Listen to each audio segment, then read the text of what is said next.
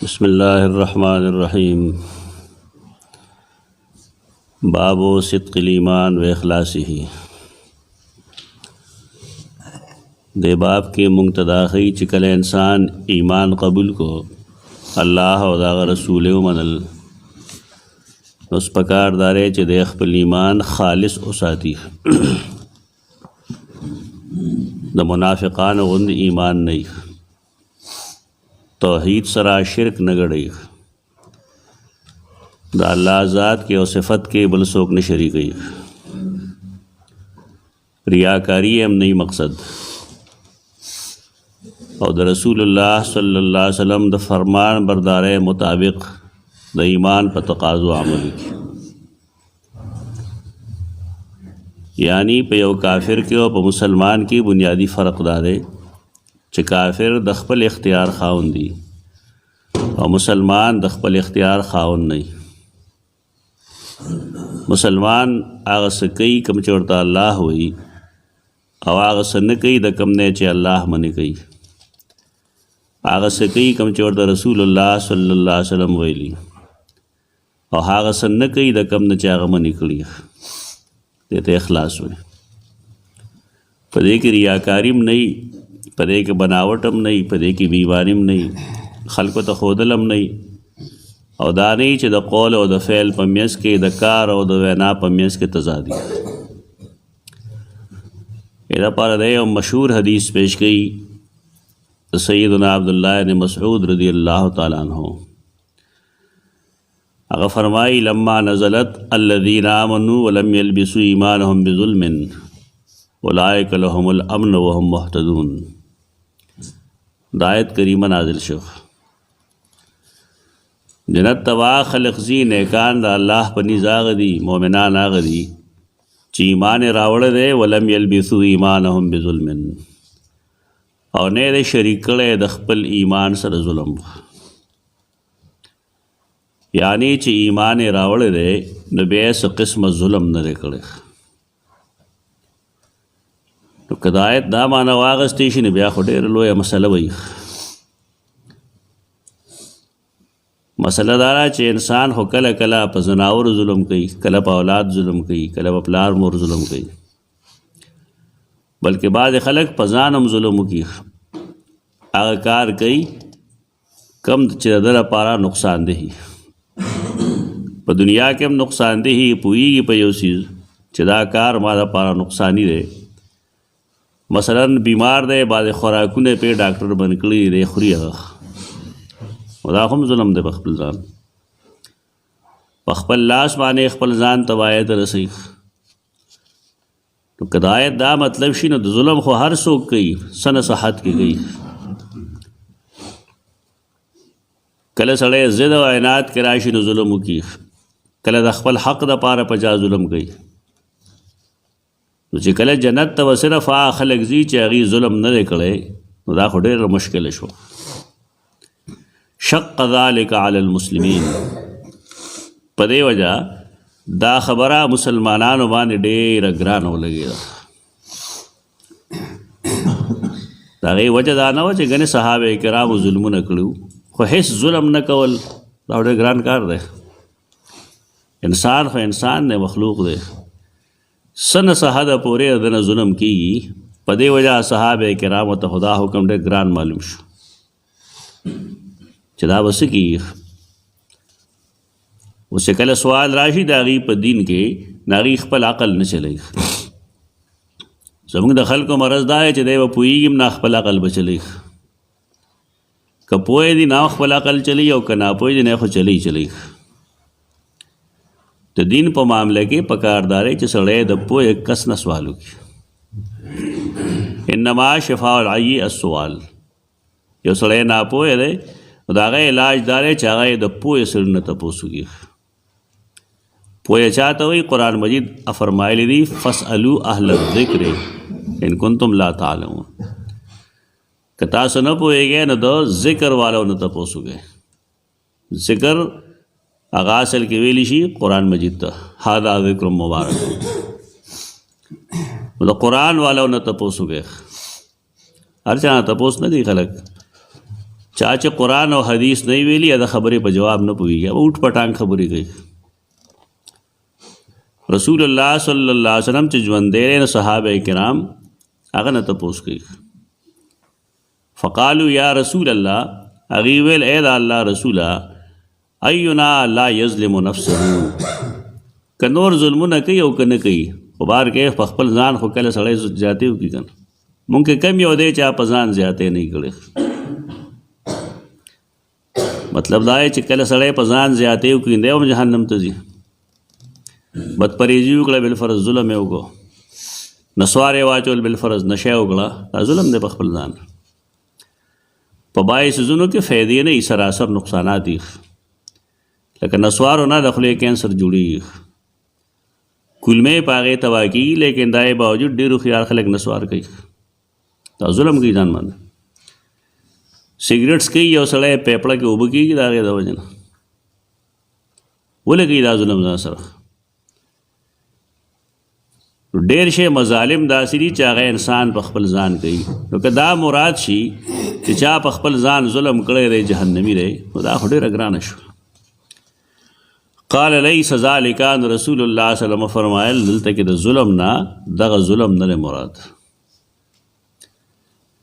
دلته د ظلم نه مراد د الله په باره کې ظلم کول دي، او د الله باره کې ظلم سره هغه سره شریک جوړول. یو سړی چې دومره لوی ظلم وکړي چې هغه الله له ملګري وګوري. عیسایانو غوندې عیسی علیه السلام ته د الله د زوی په شانتې ووایي، یهودیانو غوندې د سیدنا عزیر ته د الله د زوی په شانتې ووایي، یا د مسلمانانو غوندې د الله نازولي وګڼي چې فلانې د الله نازولی دی. دا خو ټول نه لوی ظلم دی. یو سړی چې د الله بنیادي حق نه پېژني، دی به د هغه نور څه حقوق وپېژني. الله سره شریک مه جوړوئ. دا د قرآن او د حدیث مسله ده، دا د ټول انبیاء کرام علیهم السلام مسله ده چې الله شرک نه بخي. ورخ ضد عنایت کې نه راتلل پکار. قبر کې چې کوم لومړی تپوس دی هغه هم د عقیدې دی، من ربک. رب چاته وایي؟ چا چې انسان پیدا کړي او چا چې د انسان تربیت کړي، د هغه د ژوند انتظام یې کړي، هغه ته رب وایي. یو سړی چا ته را مدد شوي، د هغه ته رب ویلی دي. که دی ورته په خولې رب وایي او که نه وایي، غایبانه آواز الله نه سوا بل ته کول دا شرک دی. قرآن فرمایلی دی چې لا تدعو مع الله، الله سره بل چاته آواز مه کوه، بل الہ کنی ته ملوم و مخذول شي، رسوا بشي، نادم بشي. دلته د ظلم نه مراد هغه ظلم دی کوم چې انسان د الله په باره کې کوي، هغې ته شرک وایي.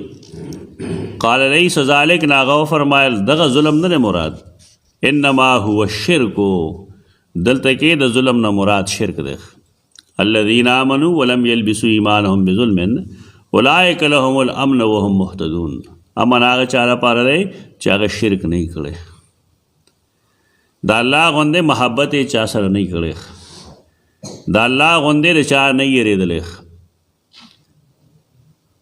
د الله غوندې په چا یې توکل او اعتماد نه یې کړی، نو دا سړی به آخرت کې بچي. مختصر جمله وایي یو جماعت چې په الله د کېدو یقین او په مخلوق د نه کېدو یقین. دا توتی په شان رټه مه لګوئ، په دې ځان هم پوهېږئ چې هغه څه کېږي څه چې الله غواړي. مخلوق هېڅ نشي کولی، د مخلوق د لاسه به صرف هغه کار کېږي کله چې الله وغواړي چې او داسې دې وشي. نو اصل ذات د الله دی، نفع او نقصان والا، ضرر والا، اولاد ورکوونکې، مصیبت لرې کوونکې، د پکار لایق، د عبادت لایق، د چغې لایق، د رامدد شویلو لایق، د سر ښکته کولو لایق صرف الله دی. او چا چې دا کړي د ظلم عظیم کړی. قرآن مجید دې ته ظلم عظیم وایي که نه، ان الشرک لظلم عظیم. حدیث کې راځي الم تسمعوا ما قال لقمان لابنه، آیا تاسو هغه شی نه دی اورېدلی، هغه آیت کریمه کوم چې لقمان خپل زوی ته ویلو. په دې خبره ځان پوهېږئ چې قرآن مجید کوم واقعات بیانې یا په احادیثو کې د چا ذکر راځي نو عرب د هغې نه واقف وو. د واقفیت دوه وجې وې. یو وجه دا وه چې دا د ابراهیم او اسماعیل علیهم السلام اولاد دی. نو څنګه چې زمونږ د عالمانو په کورنو کې علمي خبرې چلیږي نو دارنګې د انبیاء کرام اولاد کې هم د خپلو نیکانو تعلیمات چلیږي. دا ذکر اسکار با ابراہیم کو اسماعیل وگو دا انبیاء کرام علیہم السلام اولاد دا شرک جدا خبر رخ ننم ڈیل ویلوی عالمانی دا غی بچی بربادی. ہدایت ورکول او نہ ورکول دا اللہ پہ اختیار کی. پدې خلک پوهیږي نه، د خلکو خیال لای چې د عالم زوی به خامخا عالمي. دا ضروري ونه ده. د نوح علیہ السلام په کور کې کافر پیدا کیږي نه. ابراہیم کا د ابراہیم پلار آزر کافر ہے، دا په کور کې الله ابراہیم پیدا کړ. دا الله خپل یو تقسیم دی. دا جدا ده چې مونږه توقع ساتو د علماء او د اولاد نه چې هغې عالمان شي، هغه نیک شي. توقع ځان له خبره ده، لیکن دا ضروري نه ده. د نیکانو اولاد کې بدان پیدا شي او د بدانو په اولاد کې نیکان پیدا کیږي. او دې وجه دا چې دین د چا د ذات محتاج نه دی. الله په داسې خلقو کې دین پیدا کی چې د هغې مشران ټول بې دینه دا ښیي الله چې دین د الله دین دی. یو سړی نه ځان نه روکېږي چې که زه نه یم نو دین به ختم شي. دین نه ختمېږي. نو دغه خبره ذهن کې واچوئ او په دې پوه یې چې عربو هغې ته توحید را رسېدلی و. دا بنیادي خبره ده. په دې وجه خو هغې کې مونځ هم موجود و. مشرکان او مونځ کوو که نه، کوم ځای نه مونځ کوو. هغې به زکات هم ورکوو، د هغې ګیرې هم ساتلې. دا ټول د سیدنا ابراهیم دین هلته موجود دی. د هغې ظلم دا دی چې هغې توحید سره شرک ګډ کړی دی. مشرکان دي، کافر نه دي. کافر هغه چاته وي چې هغه الله نه پېژني او نه یې مني. کافر مشرک کې فرق وي. مشرک هغه چې هغه الله مني لیکن د هغه په خاص صفتونو کې څوک شریک. نو یو دغه وجه وه چې هغې سره د پلار نیکه علم موجود و. او دویمه دا چې دا سفر کوونکي خلک و. رحلت الشتاء والصيف ذکر قرآن کړی دی. دوی به د سفرو دپاره بار تلل. لقمان چې کوم دی دا یې هوښیار سړی و. هوښیار دپاره به یې کې حکیم وایي. حکیم معنی هوښیار. یو مونږ حکیم صاحب وایو نو حکیم مونږ طبیب ته وایو. لقمان طبیب نه و، ډاکټر نه و. دا دروغ وایي خلک چې پوڼه یې جوړه کړه دریاب ته یې وغورځوله وچه شوه. دا دروغ هر امی او هر عالم وایي. دا دروغ وایي. قرآن مجید د هغه حکمت دلته لیکلی سوره لقمان کې که نه هغه وګوره. هغه په عقیده باندې کار کړی دی. د شرک نه یې زوی یې منې کړی دی، اولاد یې د شرک کولو نه منې کړی دی. دا بنیادي خبره ده، دا بنیادي حکمت. بیا اولاد ته د مانځو او د زکات د ورکولو خبر هم کړی ده. اولاد ته د صبر تلقین هم کړی ده. سورة لقمان چرته ووایه وګوره. اذ قال لقمان لابنه یا بنی لا تشرک بالله ان الشرک لظلم عظیم. لومبنی واز دا هغه دا دی، لومبنی هوښیارتوب چې بچوړیا ځان د شرک نه بچ ساته، ځکه شرک ظلم عظیم دی. اهلی او مقامو مفسرین دي کې دی هلته پاتې کېدو. دا غلام و نوکر و پردی تک تورو حبشي و. ذو مشافر غټ غټې شونډې. مشفر اصل کې غټو شونډو ته وایي. یعنې شکل شباهت نه ښکلی نه و. شکل ورکول د الله کار دی. چاله ښایسته شکل ورکي لیکن د هغه اخلاق د خرو نه هم ورتېري. او چاله ناکاره شکل ورکي لیکن هغه د اخلاق یو مرقی یو نمونه. ته چا شکل باندې مه دوکه کېږه. چا شکل خراب دی او ته هغې ته بد ګورې، د دې مطلب دا دی چې تا د الله په تخلیق اعتراض کړی دی. تور دی یو سړی تور دی، ستا به سره څه دا خو الله پیدا کړی دی. زمونږ خلک ډېر بد اخلاقه دي. یو سړی الله به د هغه لاس نه وي ورکړی دی، څه وایي الله ښه پېژندلی. ته نه یې پېژندلی. د دې خیال دا دی چې د ګناه دې دومره کوي چې الله د لاس مخکې نه کم پرې ورکړی ده. دا څه خرطوب دی؟ دا خو الله ښي عبرتونه چې زه ستا په شانته روغ بني آدم هم پیدا کولی شم او داسې کنډم بني آدم هم پیدا کولی شم. دا الله تخلیق کې دغه څیزونه دي. دا نه چې ته اوس هغې ته سپک ګورې چې دا به د پلار مور ګناه کوه نو ځکه به دا چل کوه. قیامت پر ورځ به تا نه دې تپوس کولی شي چې دا سزا وه او که دا د الله دې کې څه حکمتونه وه. لقمان ډېر لوی سړی دی، دومره لوی سړی چې قرآن د هغه د وعظ پوره پټی لګي، پوره یو رکوع قرآن د هغه ذکر کړی. دا که په شکل په شباهت وی که نه دا مسله به نه وی. د رسول الله صلی الله علیه وسلم شاگردان دي صحابه کرام په کې سیدنا بلال رضی الله تعالی عنہ. دغه شکل شباهت څنګه تکتور او هغه اسلام څومره عزت ورکړی دی. عمر چې هغه ته آواز کو سیدنا بلال وی ورته، سیدنا بلال. سید سردار ته وایي، زمونږ سردار بلال. د عمر خاندانی حیثیت سره او د بلال خاندانی حیثیت سره. لیکن اسلام کې داسې څیزونه نشته. دا کفر اوس هم خلقو کې موجود دی، داسې شاخیل دی وي، داسې جولا دی، داسې دوبي دی. مسلمانان دا خبرې کوي، علما یې کوي. دا کفر دی. حدیث کرا دی زما د امت کې یو دوه څیزونه هم بهما کفرن چې دا په دې کې د کافرانو د زمانې خوی دی. په نسب باندې فخر کول یا د هغې د وجې چاته ذلیل څوک ذلیل کړ یا بل تعصبات. دا کفر خبرې دي. یو سړي له الله یو عزت ورکړه بس ورکړه الله ورکړی، ما او تعالی نه راکړي نه راکړي. په دې وجه یو سړی د خپې نه راښکل دا د کافرانو خوی دی. او د نسب د وجې چاته سپک کتل یا چاته بره کتل دا د کفر طریقه ده. د انسان کردار ته وګوره، دغه اخلاقو ته وګوره، دغه عقیدې ته وګوره. دې نه لوی سعادت څه کې دی چې کله مکه فتح شوه نو رسول الله صلی الله علیه وسلم بلال ته وویل بره وخېږه، کعبې ته اذان وکړه.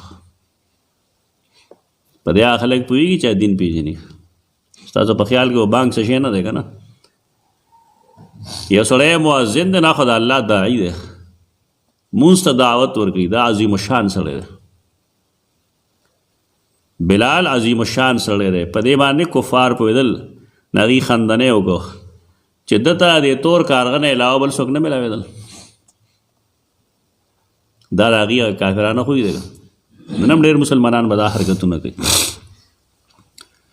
لقمان ډېر لوی سړی دی. قرآن د هغه ذکر کړی او د هغه ذکر خیر یې کړی دی. رسول الله صلی الله علیه وسلم فرمایي آیا تاسو د لقمان واعظ نه اورېدلی چې کله هغه خپل زوی ته کو چې یا بنی لا تشرک بالله، بچوړیا الله سره مه شریکه اوسه شیخ، ان الشرک لظلم عظیم، یقینا شرک د ټول نه لوی ظلم دی، خامخا ظلم عظیم دی. د قرآن مجید د دې زده کول دا ضروري دی. د دې معنی زده کول دا ضروري دی. سړی په قرآن پوه شي. رسول الله صلی الله علیه وسلم د وینا څه مطلب دی؟ هغه دا دی چې چا شرک کړی د اخلاص نه دی کړی، د توحید کې اخلاص رانه اوس. نن ناپید چیز چا بالکل نه ملاویږي، ډېرو کمو خلقو کې ملاویږي، خالص پیور توحید دی. څوک هغه سهارا اخلي د وسایلو، څوک د دکاندارۍ سهارا اخلي، څوک د ډاکټر سهارا اخلي. په دې بنیاد چې دی مې ښه کوي، ښه کول، رزق ورکول، تکلیف راوستل، تکلیف لرې کول اسبابو په وجه یې بېشک، لیکن انسان به ځان الله ته سپاري. دی به ذریعه استعمالی لیکن امید به د الله نه ساتي چې الله به زما فلانی کار یا کوي یا به نه کوي. نو بار کیف دی کې دعوت مونږ ته دا دی چې مونږ د خالص توحید وساتو، خپل زړه کې شرک نه ځان وساتو.